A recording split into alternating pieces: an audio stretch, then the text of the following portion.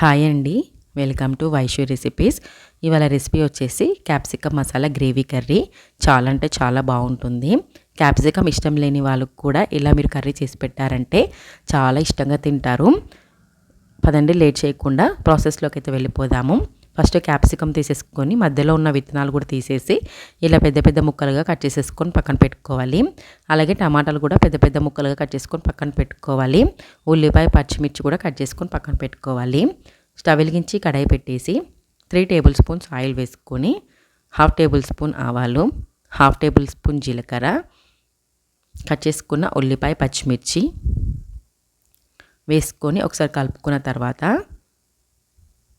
కొద్దిగా కరివేపాకు కూడా వేసేసుకొని ఉల్లిపాయ కలర్ మారేంత వరకు ఫ్రై చేసుకోవాలి. ఇలా ఉల్లిపాయ కలర్ మారిన తర్వాత కట్ చేసుకున్న క్యాప్సికమ్, టమాటా ముక్కలు కూడా వేసేసుకొని హై ఫ్లేమ్లోనే 1 మినిట్ వరకు బాగా కలుపుకోవాలి.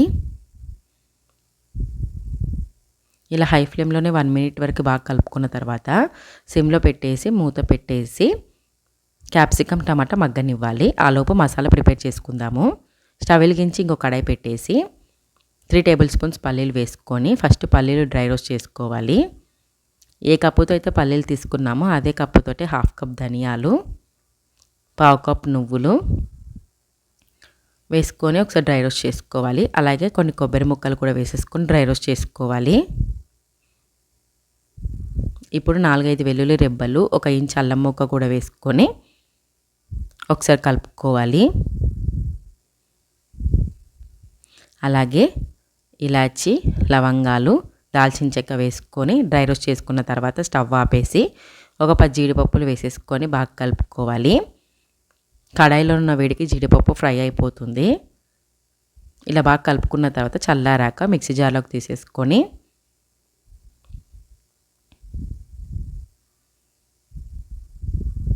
కొంచెం చింతపండు కూడా వేసుకొని మూత పెట్టేసి కొన్ని వాటర్ వేసుకుంటూ గ్రైండ్ చేసుకోవాలి. ఈ విధంగా గ్రైండ్ చేసుకొని పక్కన పెట్టుకోవాలి. ఇప్పుడు క్యాప్సికమ్, టమాటా మగ్గిందో లేదో చెక్ చేసుకుందాము. చక్కగా మగ్గిపోయాయో క్యాప్సికమ్, టమాటా. ఇప్పుడు 1/2 టేబుల్ స్పూన్ పసుపు, 2 టేబుల్ స్పూన్స్ కారం, 1 టేబుల్ స్పూన్ సాల్ట్ వేసుకొని ఒకసారి బాగా కలుపుకోవాలి. ఇప్పుడు గ్రైండ్ చేసుకున్న పేస్ట్ కూడా వేసుకొని అలాగే గ్రేవీకి తగ్గట్టు వాటర్ కూడా యాడ్ చేసుకున్న తర్వాత ఒకసారి బాగా కలుపుకోవాలి. ఇలా కలుపుకున్న తర్వాత మూత పెట్టేసి ఆయిల్ పైకి తేలేంత వరకు కర్రీ ఉడకనివ్వాలి. మధ్య మధ్యలో చెక్ చేసుకుంటూ ఉండాలి, అడుగంటకుండా. చూడండి, ఆయిల్ పైకి తేలింది కదా. ఇప్పుడు కొత్తిమీర వేసేసుకొని ఒకసారి కలిపేసుకుంటే ఎంతో టేస్టీగా ఉండే క్యాప్సికమ్ గ్రేవీ మసాలా కర్రీ అయితే రెడీ అయిపోయిందండి.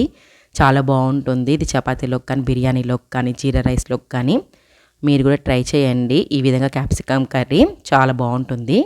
మీకు ఈ రెసిపీ నచ్చితే ప్లీజ్ లైక్ చేసి సబ్స్క్రైబ్ చేసుకోండి. Thanks for watching. బాయ్.